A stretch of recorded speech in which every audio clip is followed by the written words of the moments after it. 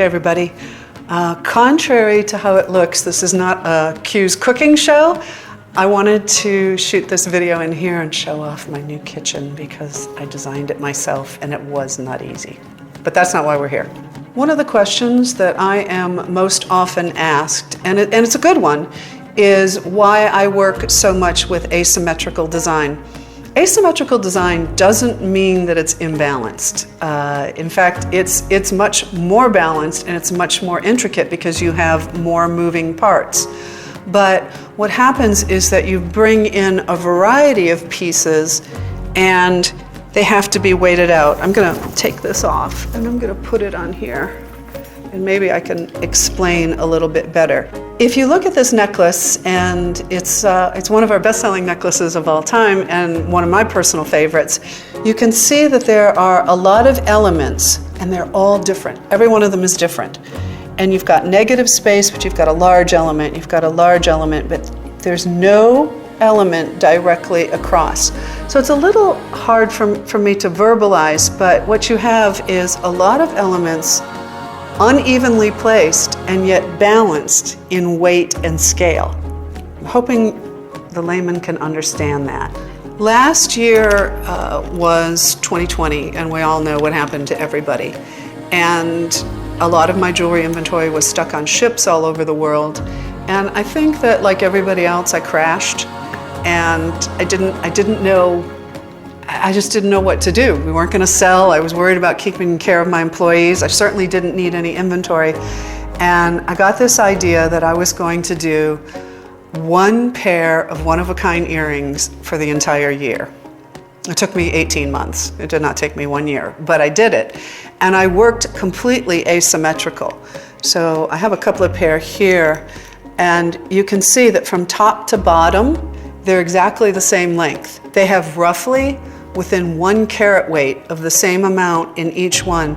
But I wanted to use stones I already owned in inventory, which is a lot. And I wanted to make something really unique and one of a kind, and I wanted to keep my creativity fresh in a time when everybody was being challenged.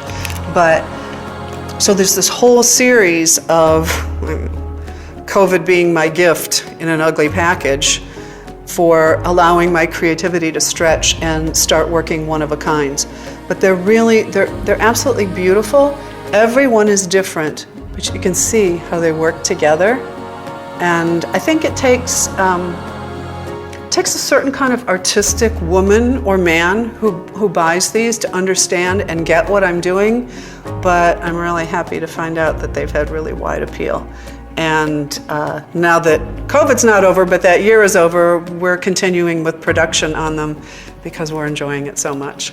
I have always been drawn to asymmetry. Even when I was a kid, my mom was an interior designer, and she would do these parade of homes that are so popular now. She would go in, and even as a teenager, she would bring me in to do the shelving displays before they'd come in and photograph these model homes, because it's a really fine line between being an imbalanced mess and balanced asymmetrical appeal.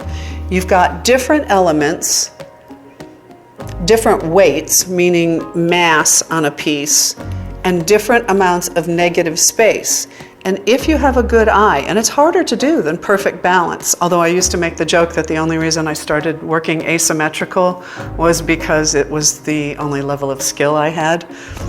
That's a long time ago. Now it is completely a choice, and I love the movement.